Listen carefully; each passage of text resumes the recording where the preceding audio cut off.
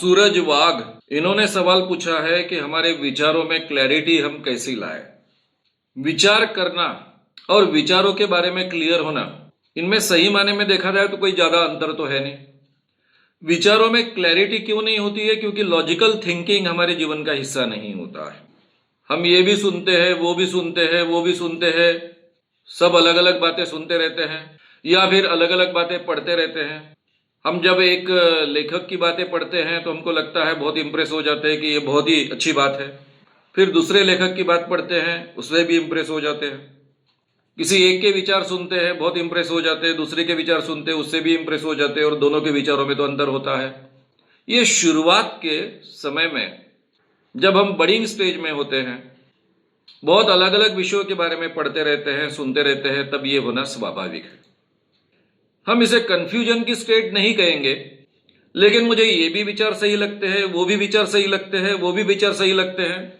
जो लेखक बहुत प्रभावी ढंग से अपनी बात लिखेगा, जो वक्ता अपनी बात बहुत प्रभावी ढंग से बोलेगा, उससे मैं इंप्रेस हो जाता हूं और ये सही है, ऐसा मुझे लगने लगता है।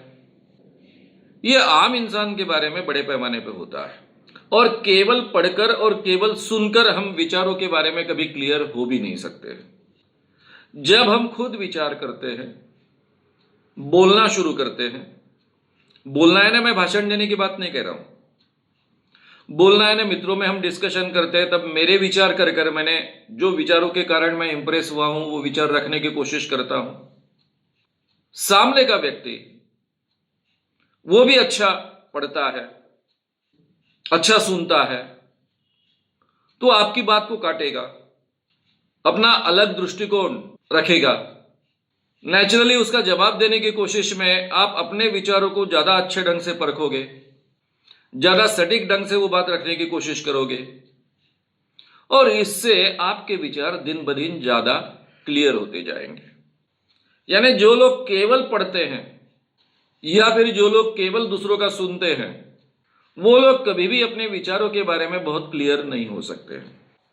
क्योंकि हम ऐसा बैठकर, चलो मैं अभी विचार करूंगा, ये बात सच है, उल्टी है, सीधी है, इसमें सच्चाई क्या है, इस ढंग से तो आप कभी विचार करते नहीं हो। जब कभी आपके साथ में ऐसा सवाल आपके सामने आता है कि जिसके कारण आपको सोचना पड़ता है, जब कोई व्यक्ति आपके सामने उस सवाल के, यानी जो जवाब आप देना चाह रहे हो या दे रहे हो, उसके खिलाफ कोई मुद्दा उठाता है, तब आपके ध्यान में आता है आपके विचारों की मर्यादा क्या है, इसमें खामियां क्या है, इसमें कमियां क्या है, या फिर मुझे जानकारी इन विचारों की कहां कहां कम है। इसलिए हमेशा डिस्कशन और डिस्कशन के आधार पर विचार करने की प्रक्रिया, ये दोनों अगर साथ साथ में चलेंगे तो ही हमें विचारों की क्लैरिटी आएगी। जब भी कोई अपनी बात रखता है तो मैं आंख मूंद कर कह सकता हूं कि यह व्यक्ति, उसकी बात सुनने के बाद में विचारों के बारे में क्लियर है या इसमें भी बहुत कंफ्यूजन है। क्योंकि जिसके विचारों में क्लैरिटी होती है, उसकी शब्दों में क्लैरिटी होती है, उसकी बात रखने में क्लैरिटी होती है, लॉजिकल होता है, कंफ्यूजन नहीं होता है। नहीं तो एक ही किताब में एक बार एक बात कही है, उसके खिलाफ दूसरी बात कही है, या फिर एक ही भाषण में पहले कुछ कह रहा है और उसी के खिलाफ की बात दूसरी बार कह रहा है। ऐसा जिस व्यक्ति के बारे में होता है, वो अपने विचारों के बारे में क्लियर नहीं हमारे ध्यान में आता है। इसलिए केवल पढ़कर, केवल सुनकर कोई भी विचारों के बारे में क्लियर होना संभव नहीं होता है। उसके लिए हमें ऐसा ग्रुप चाहिए जो हमारे बराबरी का विचार करने का सामर्थ्य रखने वाला हो, उसके साथ में डिस्कशन हो, चर्चा हो। उससे दिन ब दिन हमारे विचार बहुत क्लियर बनते जाते हैं। और पहले लॉजिकल थिंकिंग डेफिनेटली क्या है, किस ढंग से लॉजिकल थिंकिंग करना चाहिए, ये अगर एहसास हम में पैदा हो, उसका आग्रह हम अपने आप में रखें, तो दिन ब दिन हमारे विचार बहुत क्लियर होते जाते हैं, आगे चलकर बिल्कुल क्रिस्टल क्लियर होते हैं, कहीं भी कोई कंफ्यूजन हमारे मन में नहीं बचता है। ये जो सब प्रवास मैंने आपके सामने रखा है, ये हर व्यक्ति का इसी ढंग से प्रवास होता है, यही जर्नी होता है विचारों का। मेरा भी इसी ढंग से जर्नी हुआ है। अब ये बात सही है कि मुझे बहुत क्रिस्टल क्लियर विचार रखने वाले लोग शुरुआत के दिनों से मिलते गए। जैसे आचार्य दादा धर्माधिकारी थे, नरहर कुरुंदकर जी थे, भाल भोळे थे, ये ऐसे व्यक्ति थे कि इनके विचारों में कहीं कंफ्यूजन नहीं था। वो जो कहना चाहते थे क्रिस्टल क्लियर कहते थे। इसका मतलब ऐसा नहीं है कि मैंने आचार्य दादा धर्माधिकारी के विचार जैसे के वैसे एक्सेप्ट किए। इसका मतलब ये भी नहीं है कि मैंने भालबोड़े जी जैसा कहते थे वही विचार वैसे के वैसे एक्सेप्ट किए, या फिर नरहर कुरुंदकर जी के विचार जैसे के वैसे एक्सेप्ट किए। मैं उसके बारे में सोचता गया, बोलते गया, लोगों के साथ में डिस्कस करते गया। लोगों के सवालों के जवाब देने के समय में जो मुझे सच लगता है वो सही में सच है नहीं है, इसके बारे में अपने आप आदमी विचार करता है। और जो व्यक्ति अंदर से प्रामाणिक है और अंदर से प्रामाणिक रहने का प्रयास करता है, दिन ब दिन उसके विचार बहुत ही क्रिस्टल क्लियर होते जाते हैं और ऑनेस्ट भी होते जाते हैं।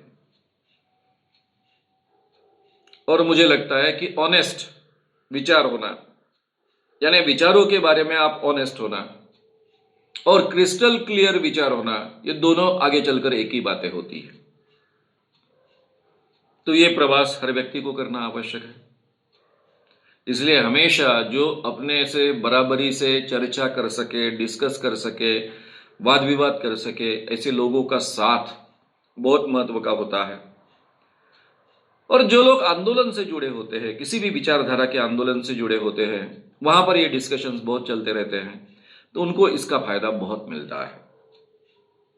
मुझे लगता है ये 3 स्टेप्स है जो मैं फिर से रिपीट कर रहा हूं। आप जब भी कोई पढ़ते हो, सुनते हो, तार्किक बुद्धि के आधार पर उसको हमने स्वीकारना। ये चीज जो हमने स्वीकारी है, उसके बारे में जब हम दूसरों के साथ में डिस्कशन करते हैं, तब हमें उसकी खामियां ध्यान में आती है, उसकी कमियां ध्यान में आती है। अगर वो विचार सही है ऐसा हमको लगता है, तो वो खामियां और कमियां हम ढूंढ निकालते हैं, उसको पूरा करने की कोशिश करते हैं। और इस प्रक्रिया में हम विचारों के बारे में ज्यादा से ज्यादा क्लियर बनते जाते हैं, या फिर अपने विचार गलत है इसलिए हम चेंज भी करते हैं। ये पूरी की पूरी 3 स्टेप्स की प्रक्रिया होती है। और इस प्रक्रिया से जो गुजरता है वो विचारों के बारे में बहुत क्लियर होता है। और इस सब में एक ऑनेस्टी, अपने विचारों के बारे में ऑनेस्टी होना बहुत आवश्यक है। अगर आपको ये वीडियो पसंद आया हो तो उसे ज़रूर लाइक करें, लोगों में ये अवेयरनेस फैलाने में हमारी मदद करें। वीडियो को ज़रूर शेयर भी करें। तो हमारे YouTube चैनल श्याम मानव को विज़िट करें। ऐसे सारे वीडियोस का आनंद लेने के लिए हमारे चैनल को सब्सक्राइब करें। उसके लिए सब्सक्राइब बटन दबाएं। नए वीडियोस का नोटिफिकेशन पाने के लिए बेल आइकन दबाएं।